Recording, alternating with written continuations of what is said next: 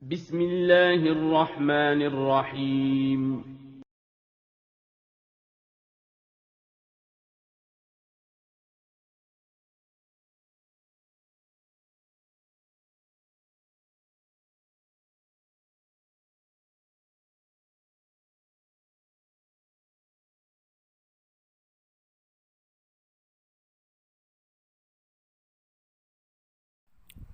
Assalamualaikum warahmatullahi wabarakatuh.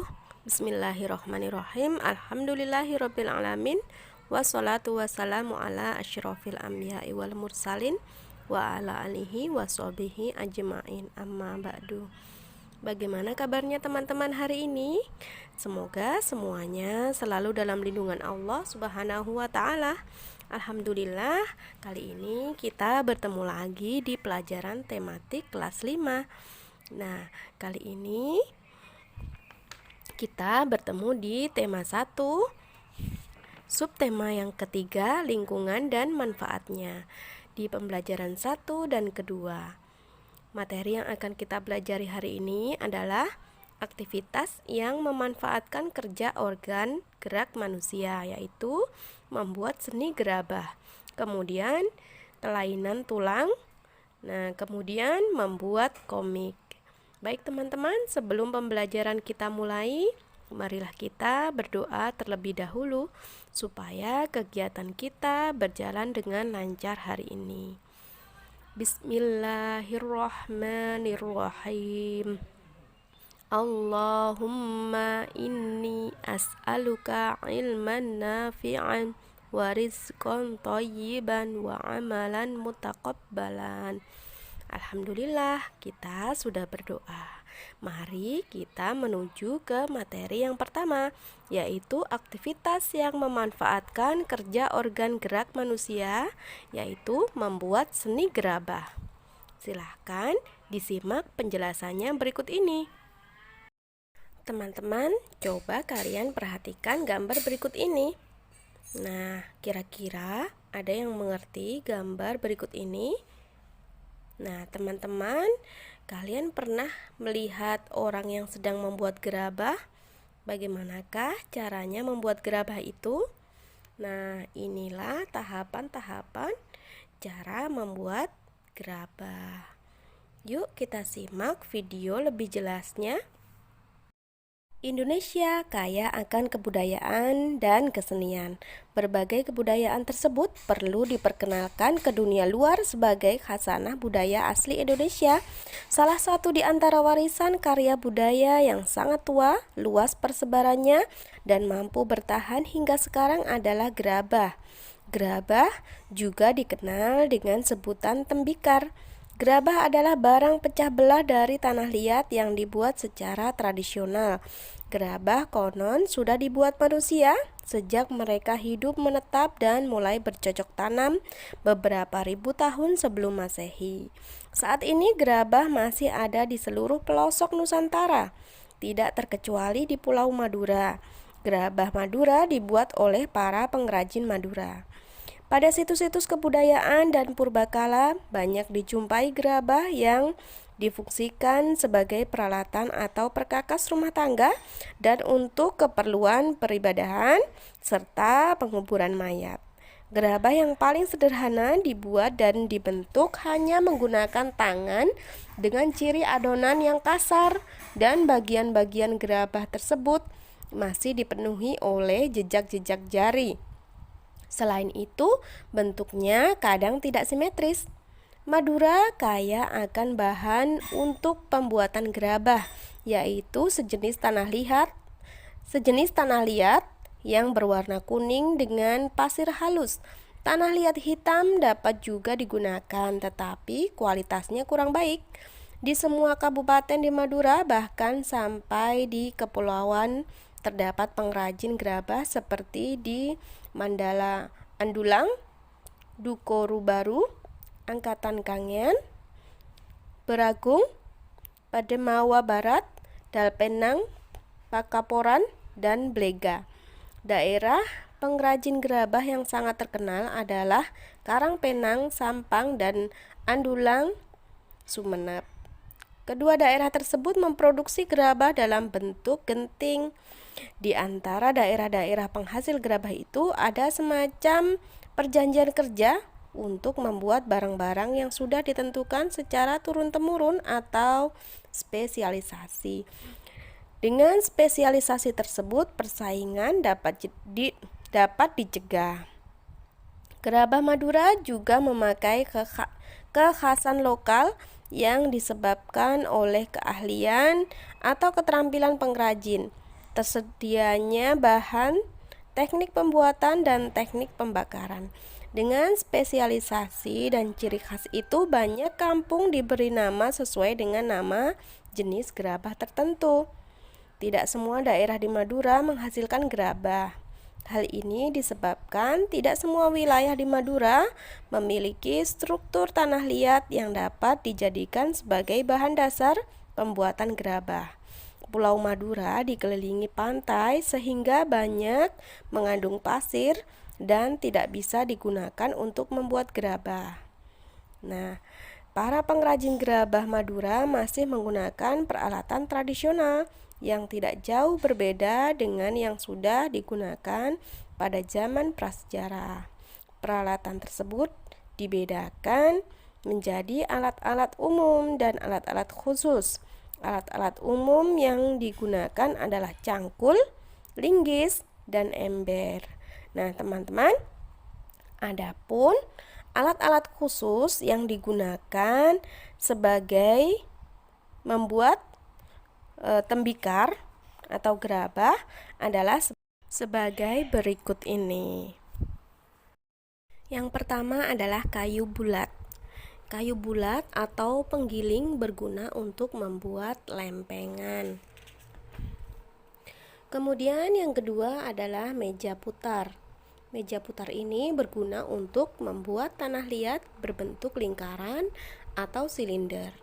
Kemudian berikutnya adalah tali pemotong. Tali pemotong ini berguna untuk memotong atau mengambil tanah liat yang masih basah dari meja bundar. Kemudian ada lagi cetakan. Cetakan ini biasanya terbuat dari gips yang berbentuk persis seperti model yang akan dibuat. Nah, kemudian ada butsir. Butsir ini berguna untuk membentuk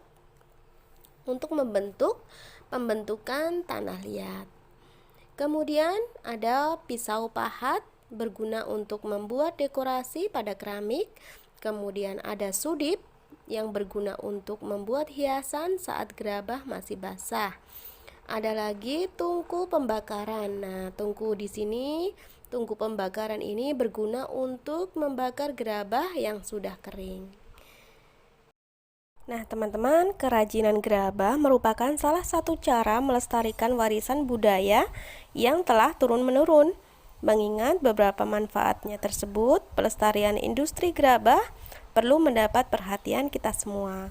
Salah satu caranya dengan menjaga kualitas. Meskipun gerabah masih diproduksi, dalam perkembangannya dihadapkan pada produk-produk modern.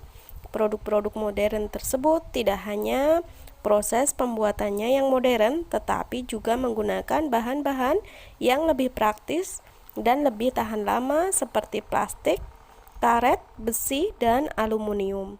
Akibatnya, lambat laun barang-barang tersebut dapat menggeser keberadaan gerabah. Nah, para pengrajin pun juga terancam. Baik teman-teman, kita lanjutkan materi kita yang kedua, yaitu kelainan tulang. Macam-macam kelainan pada tulang. Tulang pada manusia sering mengalami gangguan sehingga mengalami kelainan. Yang pertama adalah fraktura atau patah tulang. Fraktura atau patah tulang adalah kelainan pada tulang akibat kecelakaan, baik kendaraan bermotor atau jatuh. Kelainan ini dibedakan menjadi dua, yaitu fraktura yang tertutup atau patah tulang yang tidak sampai merobek kulit atau otot, dan fraktura yang terbuka atau patah tulang yang merobek atau menembus kulit atau otot. Yang kedua adalah polio atau poliomyelitis adalah penyakit yang disebabkan oleh virus polio. Virus ini merusak saraf motorik sehingga menyebabkan kelumpuhan otot. Penyakit ini dapat dicegah dengan memberikan vaksin polio pada saat masih berusia di bawah 5 tahun. Yang ketiga, osteoporosis. Osteoporosis adalah gangguan pada kesehatan tulang yang disebabkan kekurangan zat kapur atau kalsium di dalam tubuh. Kelainan ini menyebabkan tulang mudah patah atau retak. Osteoporosis biasanya dialami oleh orang lanjut usia. Untuk mencegah osteoporosis dianjurkan untuk mengkonsumsi makanan yang baik untuk tulang, misalnya makanan yang banyak mengandung vitamin D dan kalsium.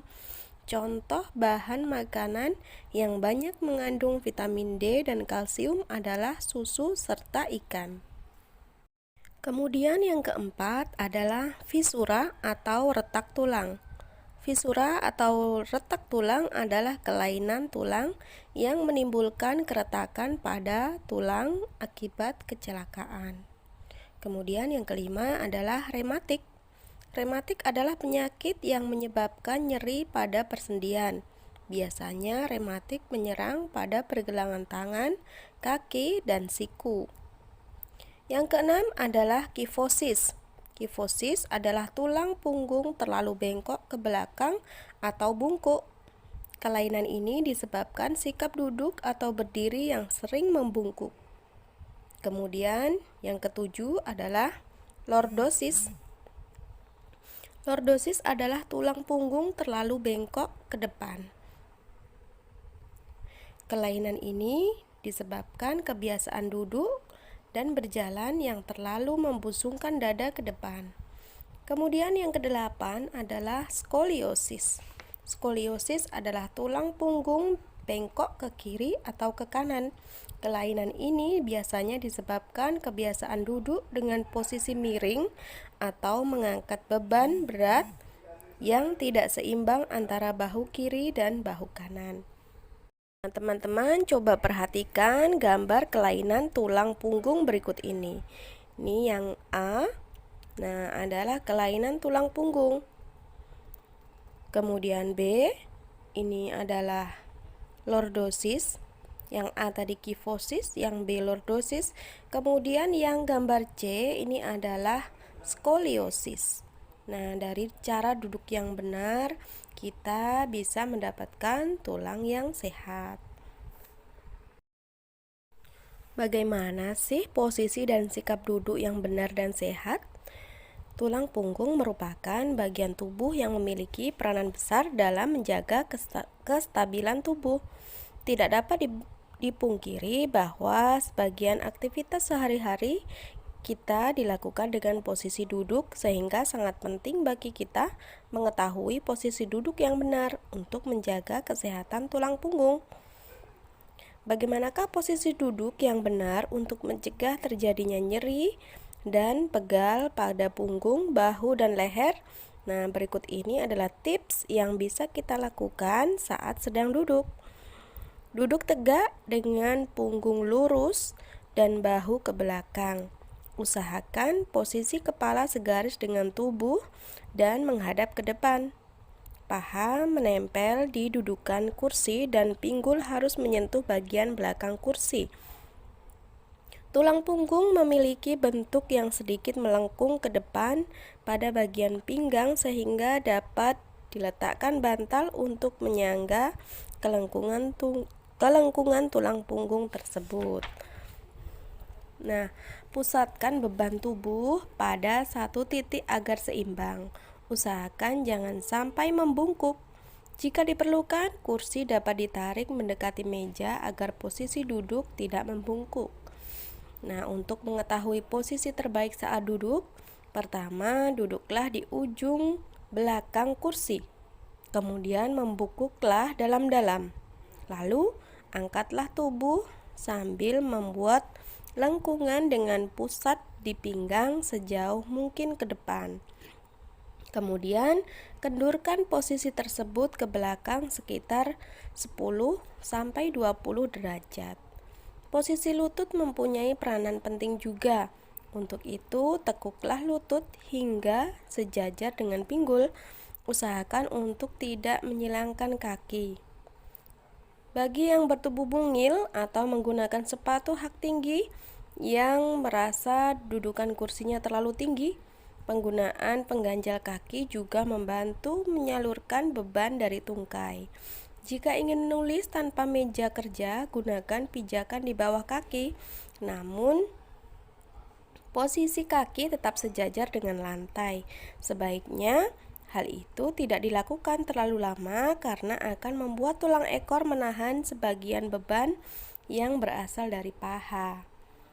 Usahakan istirahat setiap 30-45 menit dengan cara berdiri, peregangan sesaat atau berjalan-jalan di sekitar meja kerja untuk mengembalikan kesegaran tubuh agar dapat tetap berkonsentrasi dalam bekerja. Tangan dibuat senyaman mungkin di atas meja, namun jangan lupa untuk mengistirahatkan lengan dan siku. Jika diperlukan, kita dapat menggunakan sandaran tangan untuk membantu mengurangi beban pada bahu dan leher agar tidak mudah lelah. Jika ingin mengambil sesuatu yang berada di samping atau di belakang, jangan memuntir punggung. Putarlah keseluruhan tubuh sebagai satu kesatuan. Duduk yang terlalu lama merupakan salah satu faktor resiko pembentukan batu ginjal. Oleh sebab itu, selain melakukan peregangan teratur, sangat dianjurkan untuk mengkonsumsi air minum yang cukup. Hal ini berfungsi untuk menjaga kelembapan otot dan tulang sehingga dapat dengan rileks melakukan fungsinya. Ada yang tidak kalah penting, yaitu pilihlah meja dan kursi yang tepat. Dengan demikian, kita akan terhindar dari timbulnya rasa nyeri dan pegal setelah duduk. Baiklah teman-teman, kita menuju materi yang berikutnya, yaitu membuat komik. Nah, teman-teman bisa perhatikan gambar komik berikut ini. Aku harus bisa menyelesaikan pekerjaan ini. Aduh, pinggangku sakit sekali. Kenapa, Pak? Pinggangku sakit sekali. Selama ini, posisi dudukku mungkin tidak benar. Posisi duduk salah dapat menyebabkan sakit pinggang. Nah, teman-teman, itu adalah contoh gambar komik. Setelah memperhatikan contoh komik tadi, dapatkah kalian menjelaskan pengertian komik? Siapa yang bisa?